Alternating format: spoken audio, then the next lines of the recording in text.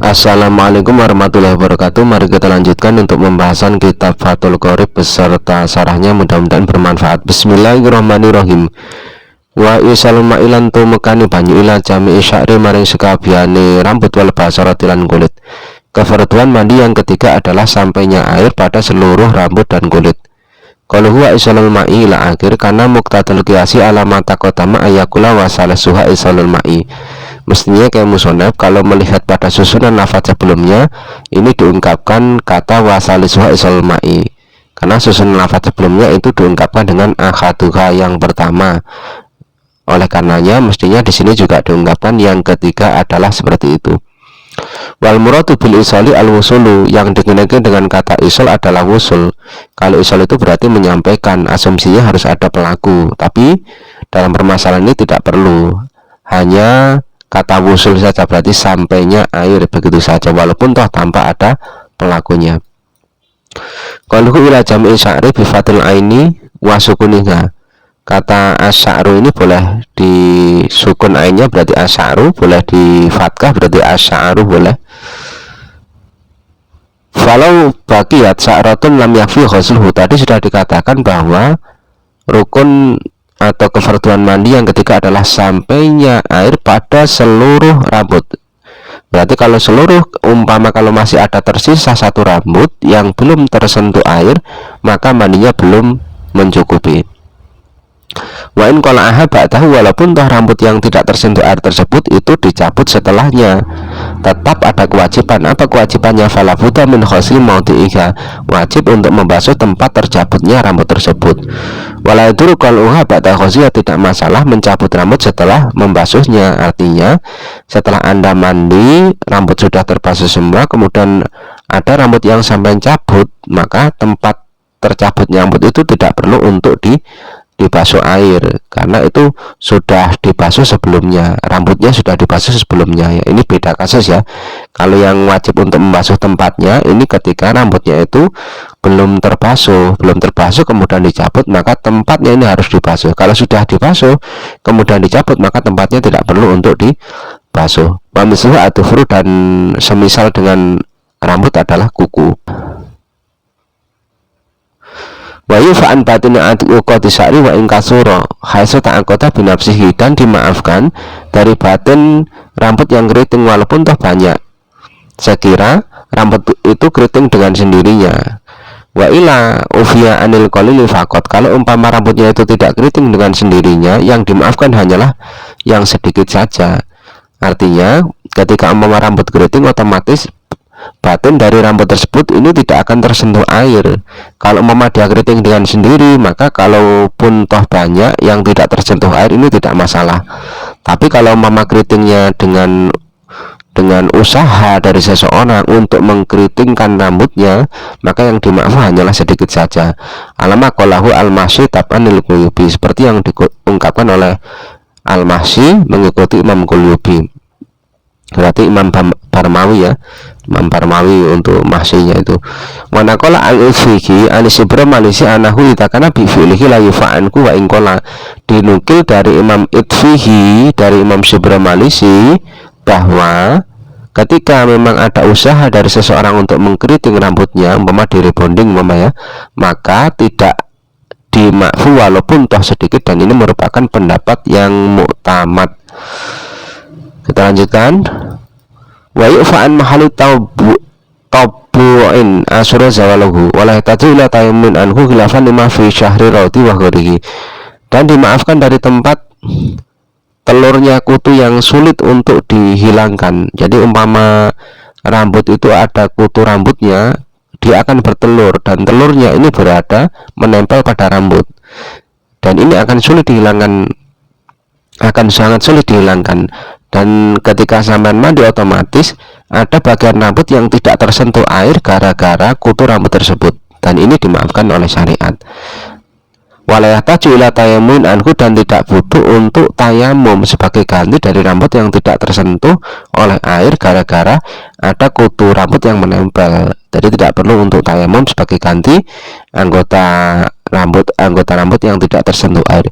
Berbeda dengan pendapat yang diungkapkan dalam Syarah Raud dan selainnya.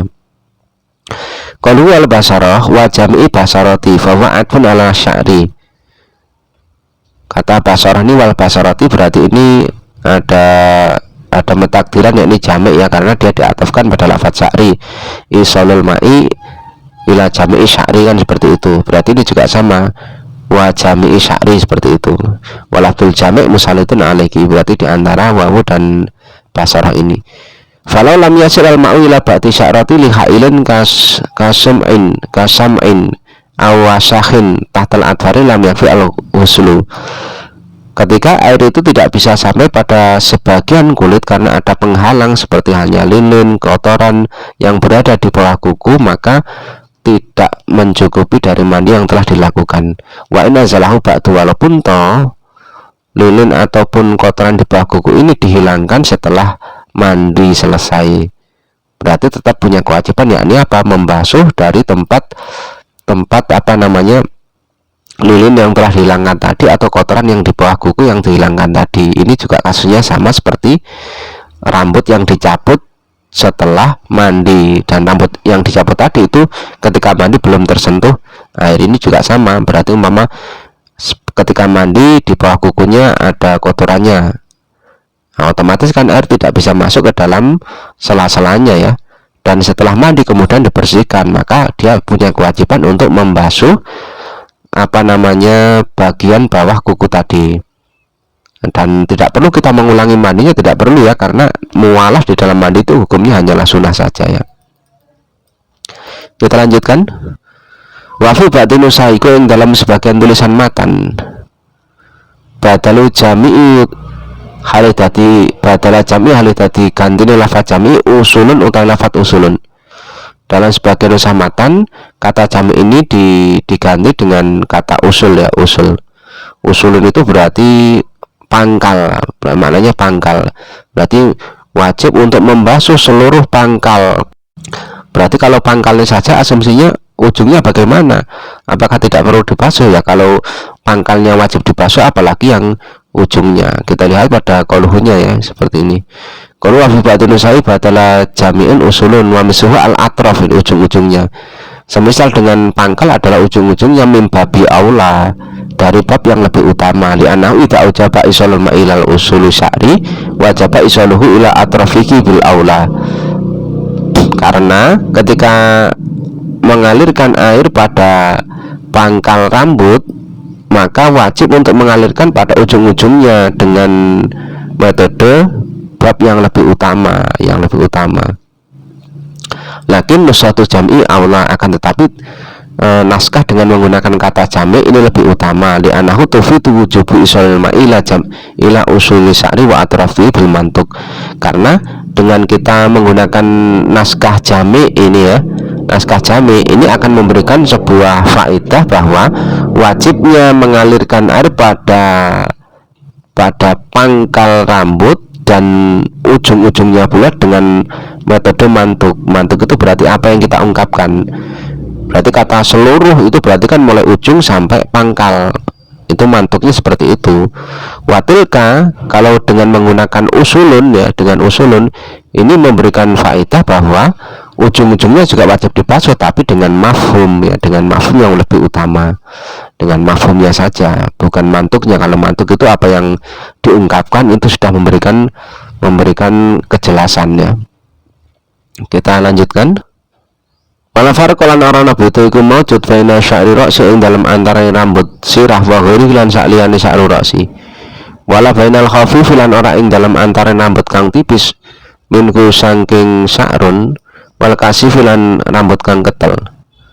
Dan tidak ada perbedaan di antara rambut kepala dan selainnya rambut kepala. Rambut manapun ini wajib untuk dibasuh, dan tidak ada perbedaan di antara rambut yang tipis dan tidak pula rambut yang tebal. Berarti sama saja hukumnya ya. Berarti rambut tipis harus dibasuh, rambut yang tebal juga harus dibasuh. Rambut kepala harus dibasuh dan rambut selain kepala juga harus dibasuh. Qalu wala farqa baina sya'ri ra'si wa ghairihi. Benar, tidak ada perbedaan di antara rambut kepala dan selainnya, namun tidak wajib membasuh rambut yang tumbuh di mata ataupun di hidung. Li'annahu minal batini la minat tohir, karena itu termasuk anggota batin bukan anggota tohir. Ila intola, kecuali rambut itu telah panjang. Wajib ghuslu ma dhahara minhu, maka wajib untuk membasuh rambut yang telah tampak darinya. Kama bahasahu al-Adroi, seperti yang dibahas oleh Imam Adroi. Wa inna mawajibah ghuslu minan najasati li walatiha. Adapun permasalahan ketika mata terkena najis ataupun hidung terkena najis, walaupun dia anggota batin, maka tetap untuk wajib dibasuh karena beratnya urusan najis. Qaluhu wala bainal khafif minhu wal kasif, dan tidak ada perbedaan di antara rambut tipis dan tebal. Wa inna mawajibah ghusl kasif fi gunah dhakirin batinan bi khilafil wudu'i li qilatil masaqati gunah bisa babi atami takarurihi kula yaumin. Kewajiban untuk membasuh anggota rambut yang tebal dhakir dan batin berbeda dengan permasalahan wudu yang hanya dibasuh dhakirnya saja, tidak batinnya, karena sedikitnya kesulitan yang terjadi dalam permasalahan mandi, sebab tidak berulang kalinya setiap hari, dan seringnya terjadi di dalam permasalahan wudu karena berulang kali setiap harinya, seperti yang diungkapkan dalam Syarah Raud. Kalau dalam permasalahan mandi ini tidak ada bedanya rambut tipis dan tebal, dhahir batin harus dibasuh semua. Berbeda kalau wudu. Kalau wudu itu kan, kalau wudu mama ada rambutnya di muka, maka wajib dibasuh yang tipis dhahir batinnya. Kalau yang tebal ini hanya wajib dibasuh dhahirnya tapi tidak batinnya. Kenapa seperti itu? Karena kalau dalam permasalahan mandi ini tidak terulang setiap hari sehingga sangat sedikit kesulitannya. Beda kalau wudu yang berulang setiap hari, sehingga itu akan menyulitkan kalau harus membasuh batinnya juga. Kita lanjutkan. Wasaru utawi rambut al-madfur kang den gelung ila miyasi lamun ora temuka alfa alma'u banyu ila batinihi maring batine al-madfur ila binakti angin kelawan ngudari. Wajib mongko wajib apa nakdu ngudari madfur. Rambut yang diikat ketika air tidak sampai pada batinnya kecuali dengan menguraikan, maka wajib untuk menguraikan rambut tersebut, mengurai rambut tersebut. Artinya umpama sampean itu punya rambut, kemudian rambutnya itu diikat sehingga ketika mandi itu air tidak bisa masuk pada batin, ini wajib untuk diurai. Harus dilepas ikatannya ya, harus dilepas ikatannya. Kecuali kalau mau diikat rambut itu diikat kemudian air bisa masuk pada batinnya, itu tidak masalah, tidak wajib ya. Lam yajib nakduhu. Wal muradu kang den karepake bil basarati kan basar iku dhahirul jildi, dhahire kulit. Yang dikehendaki dengan basar adalah dhahirnya kulit. Berbeda dengan batin. Kalau batin maka tidak wajib untuk dibasuh, karena yang wajib dibasuh itu adalah dhahirnya kulit saja ya. Wajib ghuslu ma dhahara min samahai udunaihi.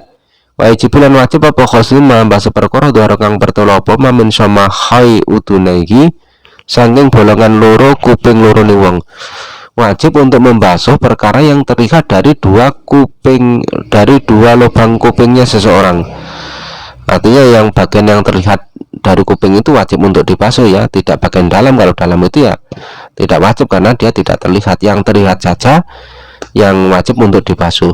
Wa min anfinan saking ireng majuin kang grupung, dan dari hidung yang terpotong, berarti bekas potongannya itu wajib untuk dibasuh ya.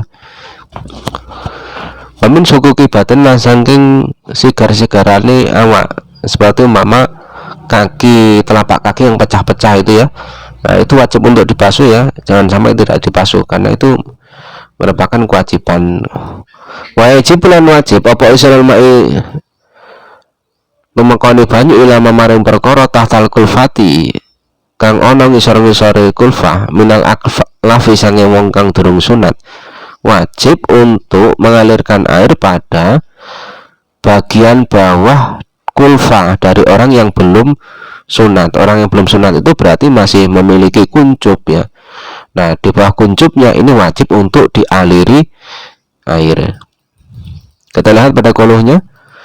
Wajib usalal ma'ila matatal kulfati li'anahu dhahirun hukman, karena di bawah kuncup ini hukumnya adalah dhahir secara hukum. Wa ilam yadhur hisyan, walaupun toh secara kasat mata tidak terlihat, li'anahu mustahikul isalah, karena bagian karena kuncup itu wajib untuk dihilangkan. Wa min sama law azalah khasahsun fala dhamana alaih. Oleh karenanya kalau seandainya seseorang itu menghilangkan kuncup dari kemaluan, ini dia tidak mengganti rugi.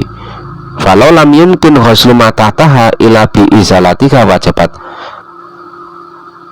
Maka kalau seandainya dia tidak bisa membasuh perkara yang berada di bawah kuncup tersebut kecuali dengan menghilangkan kuncupnya, maka hukumnya wajib. Fa'in ta'atarat sholat kafaqitu tahurani. Fa'in ta'atarat sholat kafaqitu tahurani. Kalau memang sudah sangat sulit, maka dia sholat seperti halnya orang yang tidak menemukan dua alat bersuci. Wahada fil hayy amal mayitu fahasul mungkin khasul mahtataha la tuzalu. Ini kasusnya pada orang yang hidup. Adapun kasus pada orang yang mati, maka kalau tidak mungkin untuk membasuh perkara yang berada di bawah kuncup, ini tidak wajib kuncupnya untuk dihilangkan. Li'anna dzalika yu'adu isru'an bihi, karena hal itu dianggap sebagai hal yang memalukan mayit, menghina mayit. Wa idfanu bila sholatin alal mu'tamad inda ramli, dan mayit tersebut ini dikuburkan tanpa disolati menurut Imam Romli, karena syarat dari mensolati mayit kan harus suci dulu ya, harus suci, dan itu tidak bisa disucikan. Waqala Ibnu Hajar yumamu amma tahtaha wa yusanu alaihi li darurat. Kalau menurut Imam Ibnu Hajar ditayamumi sebagai ganti dari anggota yang tidak tersentuh air yang berada di bawah kuncup tersebut dan disolati karena darurat. Wala ba'sa bi taqlidihi fi hadhil masalah sitran alal mayyiti, dan tidak masalah kita mengikuti pendapat dari Ibnu Hajar di dalam permasalahan ini karena untuk menutupi aib dari mayit tersebut ya. Kita lanjutkan. Wa ilamalan man perkara ya tukang bertelopom min farjil mar'ati sanging farjini wong wadon idaku ing dalam nalikane lungguh mar'ah liqatu hajatika maring nekani hajati mar'ah, dan wajib untuk membasuh perkara yang tampak dari kemaluan wanita ketika dia duduk untuk mendatangi hajatnya. Qalu wa ilama yabtu minal fajil mar'ati li'annahu yadhuru fi ba'dil afali, karena anggota itu akan tampak di sebagian keadaan. Kalau dia berdiri nggak tampak, tapi kalau dia duduk maka akan tampak. Fasutiqo alaihi anahu minadh-dhahir, kalau sudah sebagian keadaan itu sudah tampak ya, ini dianggap bagian dhahir dan diserupakan dengan perkara di antara jari-jari. Jari-jari itu kan kalau dipepetkan maka di antara jari-jari itu tidak akan terlihat, kalau dibuka maka akan terlihat ya. Kadang dohir, kadang batin seperti itu. Bijamin anakulan lahu halatan yudhuru biha, dengan jamek bahwa jari-jari ataupun kemaluan wanita itu satu tempo bisa terlihat dan satu tempo tidak bisa terlihat. Wamima lan sanging perkara yajib kang wajib apa ghuslu kumbasuh ma iku al-masrobatu masrobah. Liana krono setune masrobah iku tatur bertelo apa masrobah fi waktu qatil hajat ing dalam waktu nekani hajat. Fatasiru mengko dadi apa masrobah iku min dhahiril batani saking jabone badan. Dan sebagian perkara yang wajib dibasuh adalah masrobah. Masrobah itu artinya apa? Masrobah itu artinya anus bagian dalam yang biasa tampak saat jongkok ya. Itu namanya masrobah. Li'annaha tadhuru fi waqti qatil hajat, karena masrobah ini bisa nampak ketika kita sedang mendatangi hajat. Fatasiru min dhahiril badani, maka ini juga menjadi anggota bagian luar tubuh. Ya seperti kemaluan wanita tadi ya. Sebagian kemaluan wanita tadi ketika dia duduk ini juga akan tampak, ketika berdiri tidak. Masrobah itu juga sama, ketika dia berdiri tidak tampak, tapi ketika qatil hajat dia akan tampak. Maka ketika ada satu keadaan tampak, satu keadaan tidak, itu dihitung sebagai keadaan yang tampak. Wa sunanuhu ayil ghuslu wallahu alam bisawab. Kita lanjutkan pada pertemuan selanjutnya. Saya akhiri, wassalamualaikum warahmatullahi wabarakatuh.